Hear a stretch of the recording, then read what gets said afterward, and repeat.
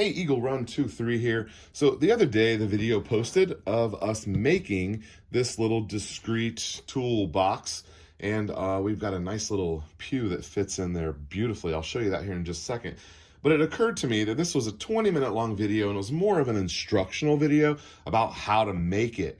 And so I thought, just as a standalone item, I'm gonna make a shorter video here and just kind of give you some ideas. Now for this one, we use this 20-something inch rigid case available at Home Depot.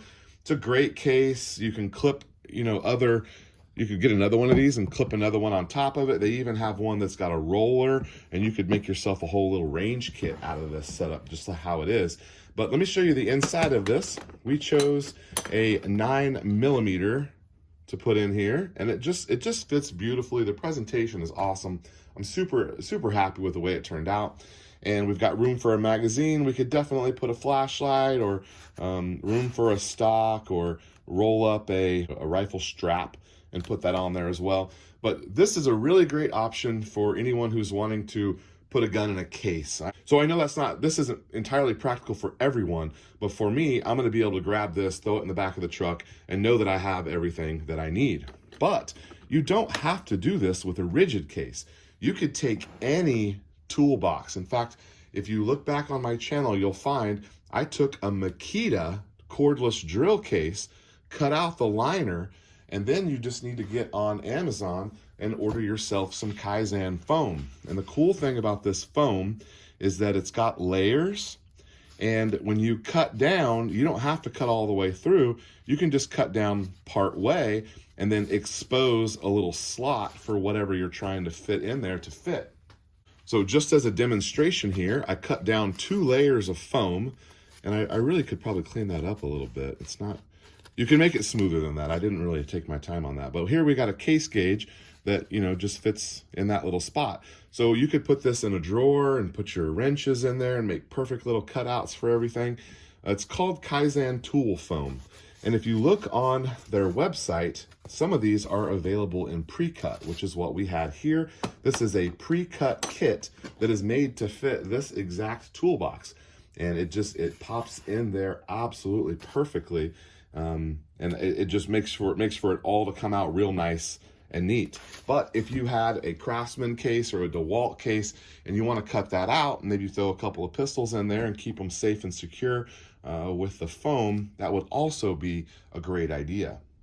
So if you're like me, you're interested in being prepared, and oftentimes that means having a firearm available to you. And for this setup, I kind of missed the mark a little bit, and I might end up making another one. This whole setup is under $100, so it's not cost prohibitive to have different ones. So one of the ones that I would like to make is more of a response box. A response box that has room for more things other than just an upper, a lower, and 2 magazines. Potentially a flashlight you could put in there, or whatever else. I would like to make one of these, and maybe this is not the right box for it, but where I could take it with me, and it has not only a firearm option in it, but it's got a spot for some medical things like that. Just more of a mini little bug out kit, maybe a survival type box. It's not really like a bug out situation. This is just more of, hey, if you're stuck on the side of the road, or if the Chinese weather balloon drops an EMP on us, here's some things that will help you get to your next destination. That would really kind of be the intent of it. Now, I saw a YouTube channel who did what he called an anti-terrorist attack bag. And he didn't use a case, he used a bag.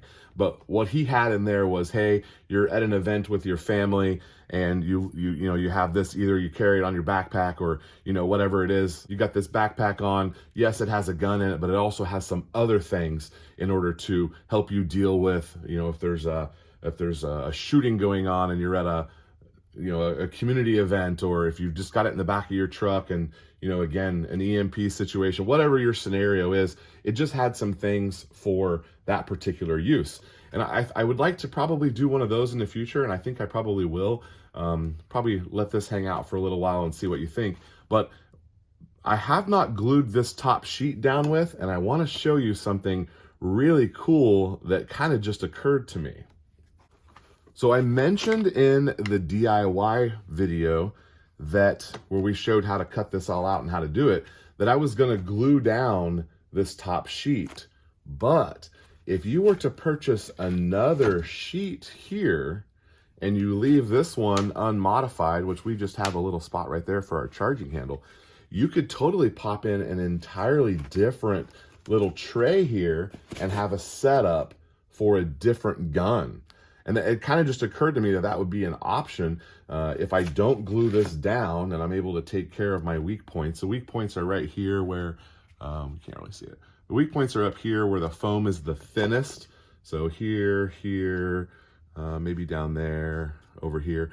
If you can take care of those spots and you've got somewhere to store this where it won't get torn up, you could swap in a different set and have different options for even a different gun, and all just reusing the same case. So hope you guys enjoy it. I encourage you to make your own, experiment with it. If you come up with something cool and you want to share it with me, shoot a little video or take a picture. You can tag me on Instagram or Twitter, or you can email me eaglerun23@protonmail.com. All right, guys, thanks for watching. We'll see you next time.